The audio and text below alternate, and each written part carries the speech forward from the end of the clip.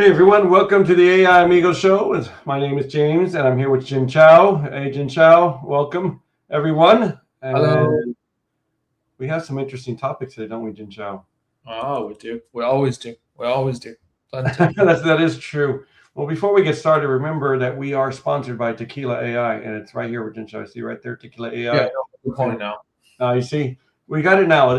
For those who don't know, it's a mirrored image. So when we point at it, we're not 100% sure, but now we know. Yeah. So After what, third time is a charm.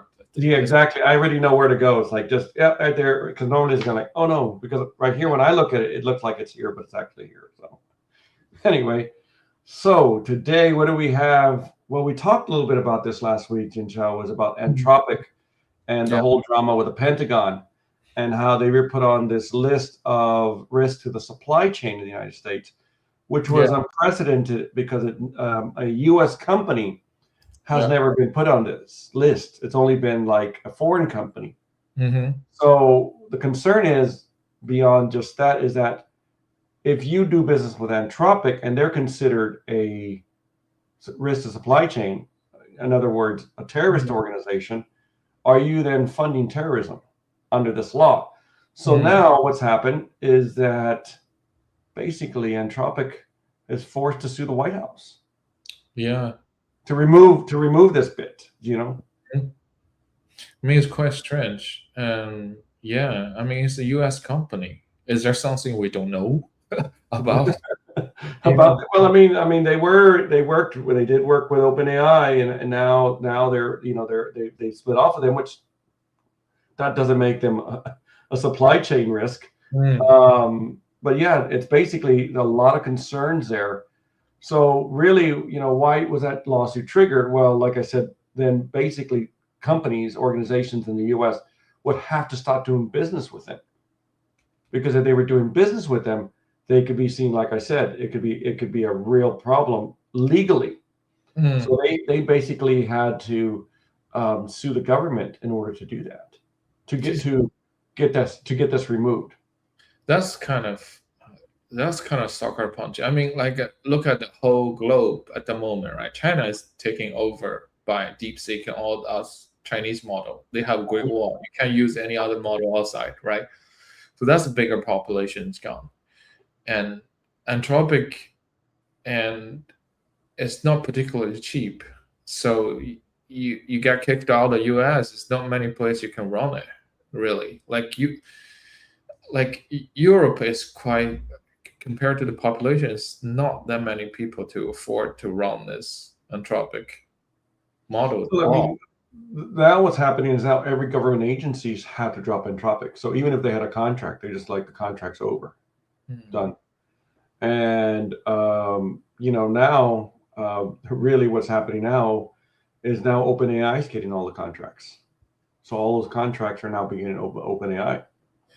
Yeah, but the Claude has a desktop. It actually can work with your agents. Yeah, the co-work was really, really good. And then yesterday, Copilot announced that they're going to now do Copilot co-work, and it's powered by Claude.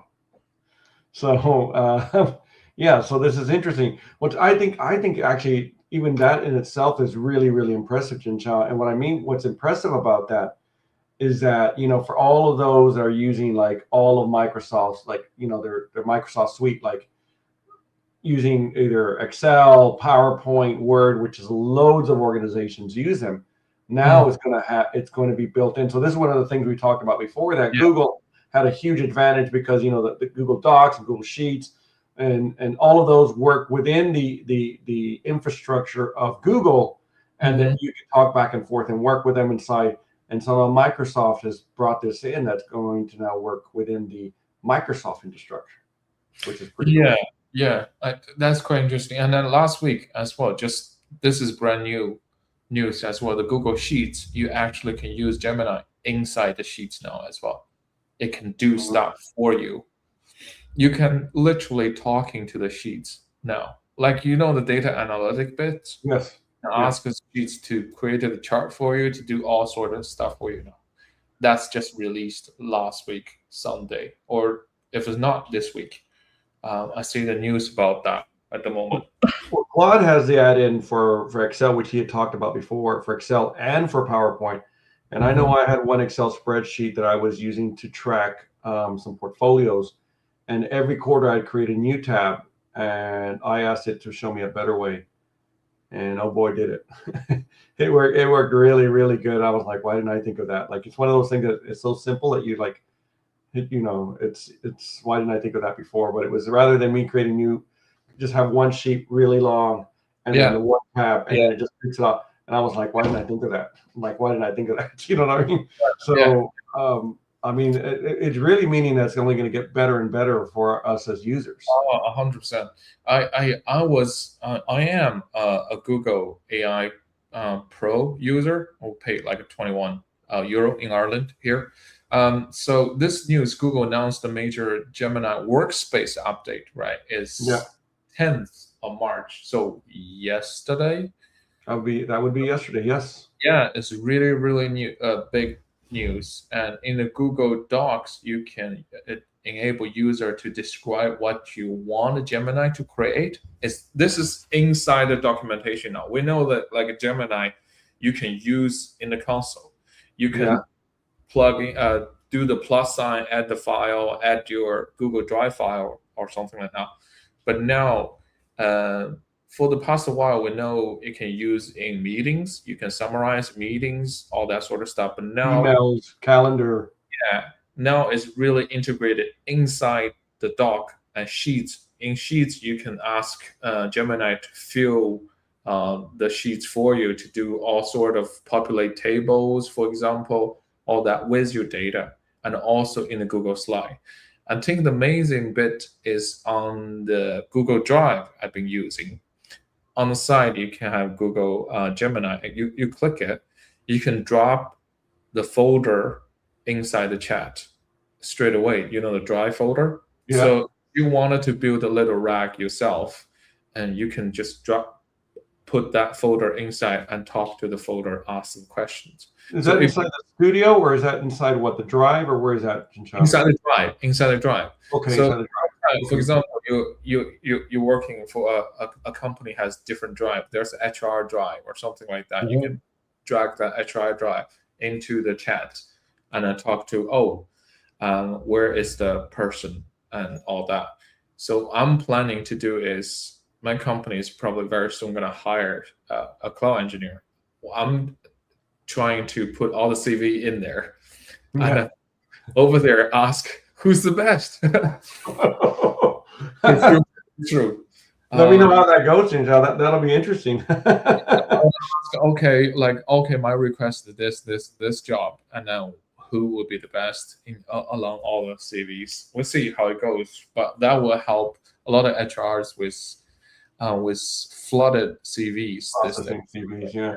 Well, I've seen some TikTok videos in regards to like where you can connect. They were using, and this is what I was going to talk about, because as well, bring up there, Chinchao, that Claude Code, or Claude Cowork, and now it's going to be Copilot Cowork, is that you can now run agentic AI, so you can have agents autonomously doing work for you. So in the morning, summarize what I need, look at my spreadsheets, look at my it's all going to be integrated, right? So it's going to be looking at the computer, your files in your computer, kind of like Claude back in the day, back in the like 2 weeks ago. It's going to be able to do that. And I was like, well, geez, Google doesn't have that. So Microsoft's going to have that, where you can basically build into your infrastructure, where you can build agentic AIs to go do research for you, to go where you don't have to control it. And even some people talk about controlling it from your phone, and it basically, you don't have to prompt it. It goes and does the work for you. And I know that the Claude Coworker does it as well. Cowork does it as well. I've read a lot of stuff says it feels like a true coworker, that it does a lot of the work. So talking about like what you're saying there in regards to summarizing things or doing things in the background, and then in the morning you have things done for you, that then obviously you're not going to release that without checking it. But I mean, I think that's where Google right now, they're falling behind in that. I'd say they'd have this coming why really soon. But then you got like LangGraph, or you got LangChain, or you have N8N, or you have all of these that that are doing that, where now they're going to be gone because they're going to be built into your G Suite as such. Mm-hmm. Yeah, I mean, for Google, I do see it. They're doing some stuff like that, especially like schedule tasks, but they don't have their own environment, like the open cloud, or that's everyone been talking about buying Mac Mini for that to do stuff with it. But the only thing that kind of leads to another interesting side now. We see a lot of GitHub has all different cloud now at the moment. There's a Nano Cloud.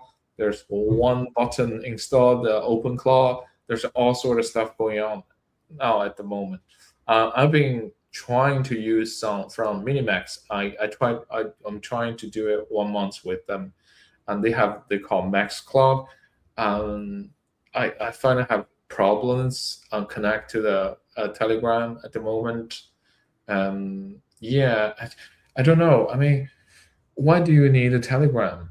I agree with you on that, Jishan. Like, why do I have to do that from, like, I mean, I guess if you're out and about and you need something to be done and you want to be able to tell the agent to do something, you would use a Telegram, and that's or to see what progress is it at. But I'm like, I'm with you. I'm like, why would I need to tell it? I mean, if I set it autonomously to go, let's say if I say I need you to do a stock market report, or I want you to do whatever, I need you to do this analysis for me or research for me, and it goes and does it, all right, fair enough. But I mean, to connect it from your phone, I don't see what you need. And I saw a TikTok video today about someone who works with Meta decided to test Clawbot, and they put it now on their personal email, and said, whatever you do, do not delete emails, blah, blah, blah. But apparently this person had a lot of emails, and it ran into the memory, went all the way to the memory, and therefore then it got rid of some stuff, including her instruction not to delete emails. And then it just started deleting email, and then from her phone she was like, stop what you're doing, and then had to go back to the house or back to her computer and basically turn it off because it was deleting all her emails. Yeah, so, 100% those things has risk. And then I think way back we talk about like the software later on. It's not going to be software. It's going to be you talking to an agent. Even computer later on, it's going to be changed to somehow like that.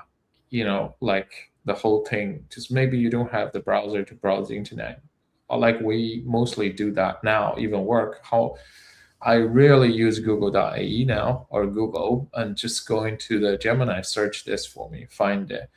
The interesting bit is the Open Cloud. This guy's story. How did they created Open Cloud? He basically created this agentic platform and connected to his WhatsApp.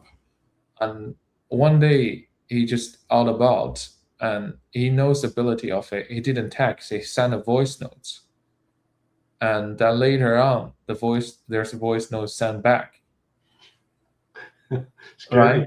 Scary. It was like, oh, he's doing something I didn't planning him to do. He knows you can interact with text. And then he look at the code. It's actually this agent go find it, how to implement it, and read the voice notes, and then connect to GPT, and then get the text to voice and send it back. That's how the flow. And then he said, oh, this is something special. And after that, the most important bit about Open Cloud is the community, right? So many people building different agents you can plug in to have the Open Cloud do a lot of things. I feel it's a little bit like AIM. If you don't know programming, if you don't know how to put stuff together, this is really, really good too. It can do so much more than AIM. We can say it's another level now, right? AIM basically, it's easy, but you go in there, you find your modules, you still have to configure the module. But now it's like, if you install the Open Cloud, I like this skill. I install the skill. I put in the stuff I needed, like connection. That's it. It can do that for me. I don't need to like manually to create the workflow.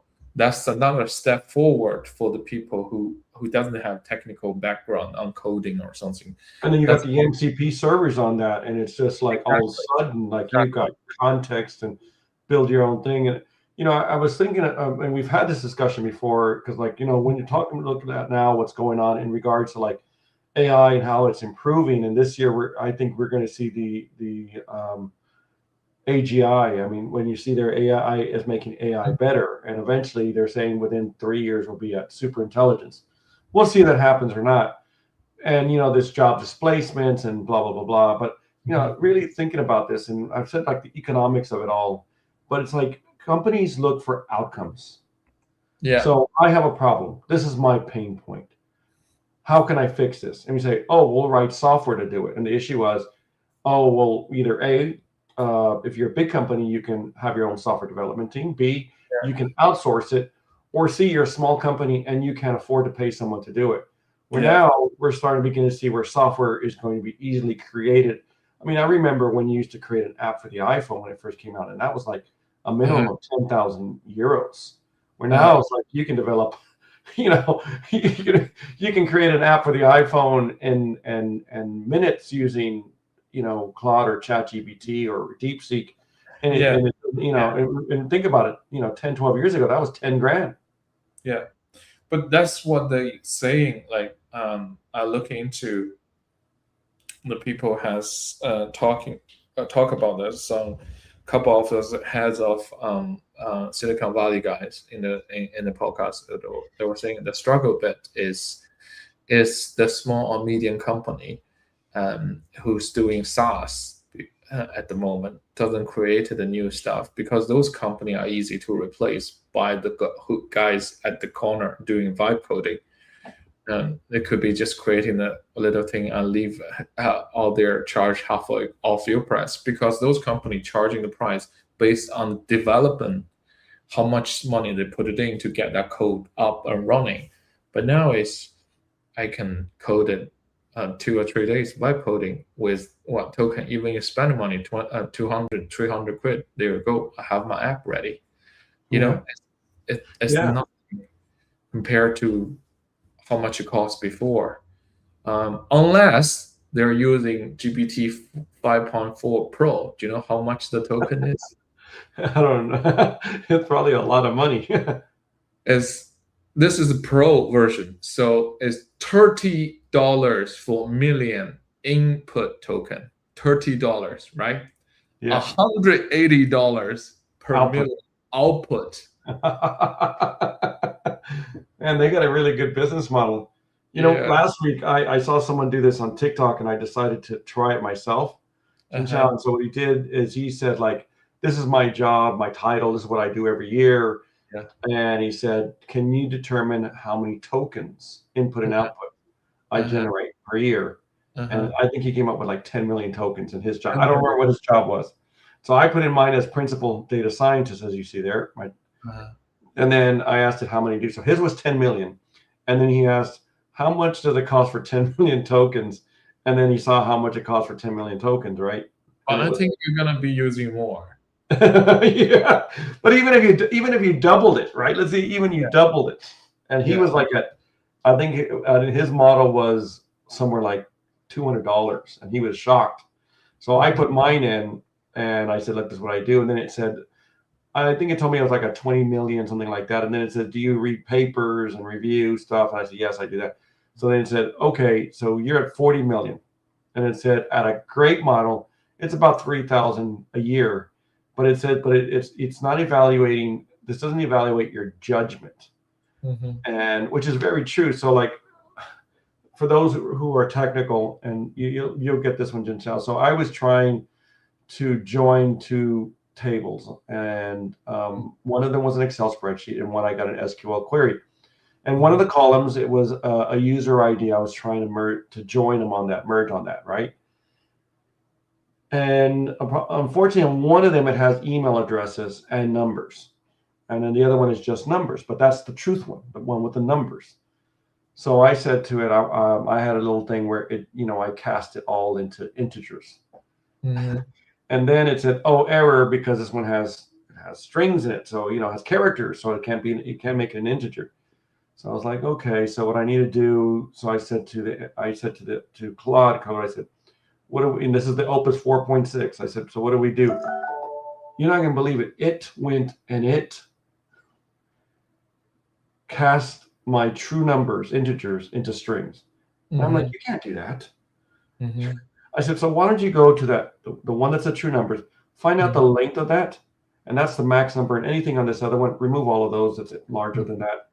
So you see what I'm saying? Like, and that for me with a very simple, like, because I've had Yeah. experience and knowledge, Got it. where the AI was trying to do all kinds of things and it wouldn't work. Yeah. I think the most amount, that's what I'm saying. Like if the AI tell you it's 40 million token, it's for your task, but it's not including in what the agent's thinking. When you're using a code, you have to read all the code, understand the code, or search in different document. That's where the real cost is. Yeah. And then during the conversation, every time the conversation carry on, you think it's carry on, but it's carry on the whole thing, plus the cache store in there. Because Soaking. That's what I hear. Cha-ching, cha-ching, yeah, cha-ching. in the Claude or in any other model, there's a cache layer you can store there to save money. But that's been passing in and out with the APIs. Those are the monies. So the cheapest way to do is like just like what James you said is let's think about apple tree. You understand the apple tree. You see where the apple is. You tell the AI to get it. Other than tell the AI to find the apple tree and get the apple.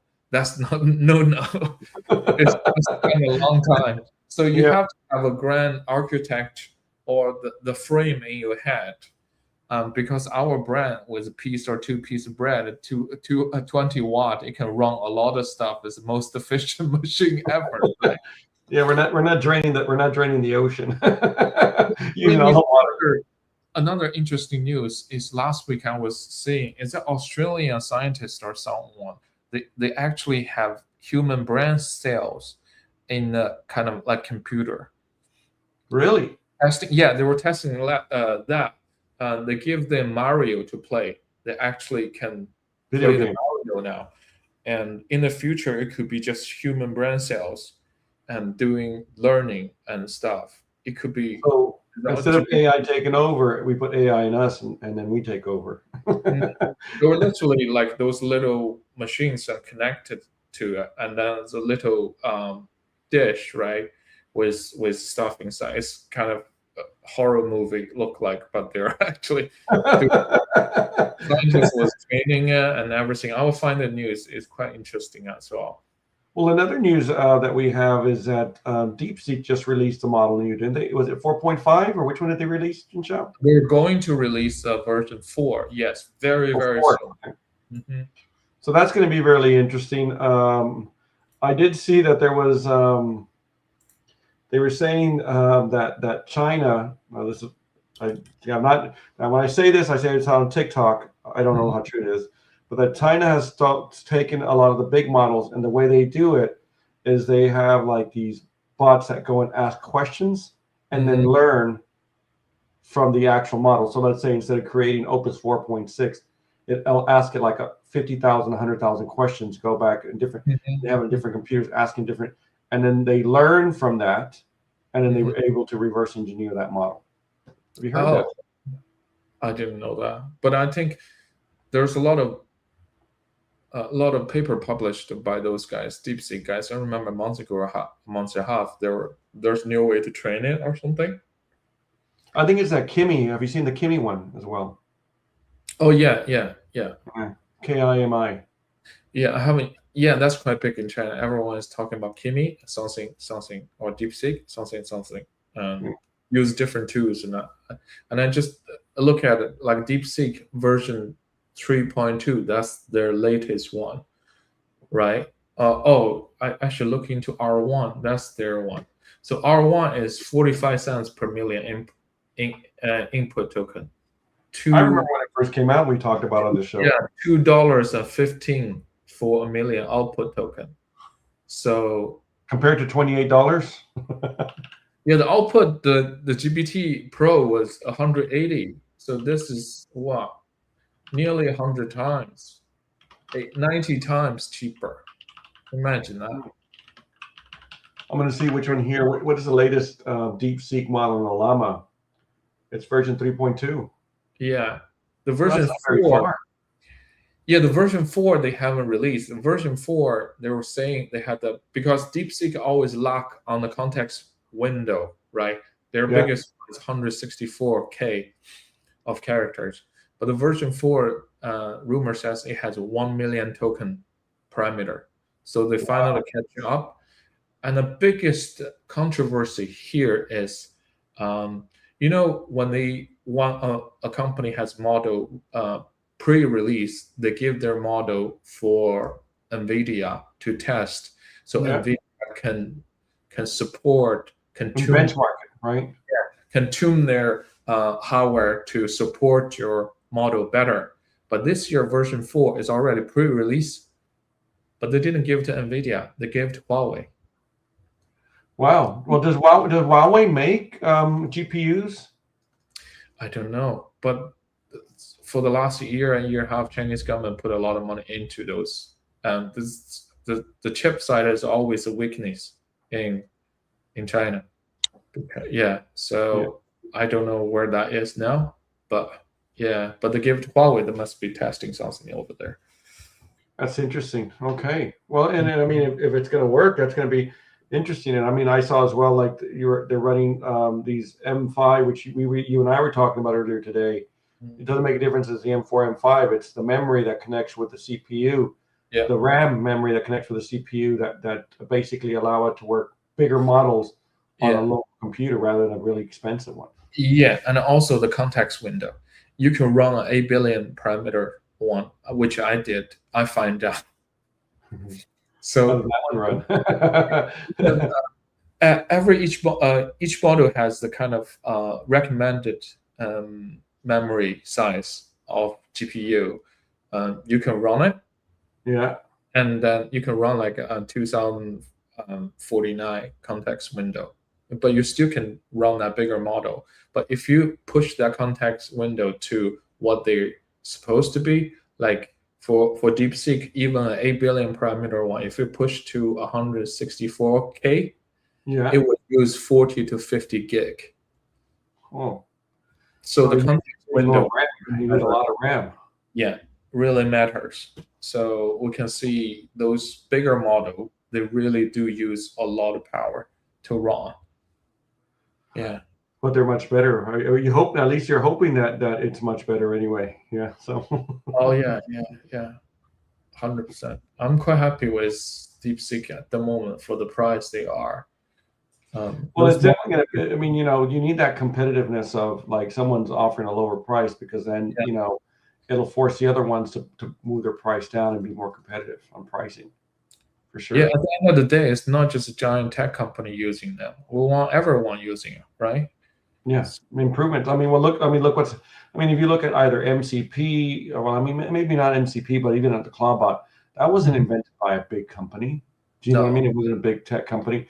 Same thing with ChatGPT. I mean, initially when it first came out, it was, you know, who had heard of OpenAI?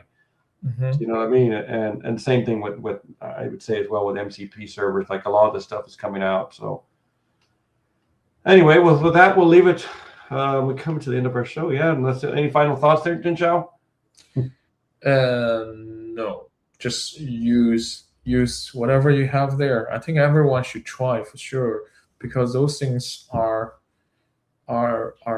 improving by the day and just change so quickly. And unless you use it to be one of those people who use AI, it's harder to get replaced, to be honest. It's just too fast now. Yeah. All right, everyone. Thanks for joining us. We'll see you next week. Thanks, Jinchao. See you guys next week. Bye now.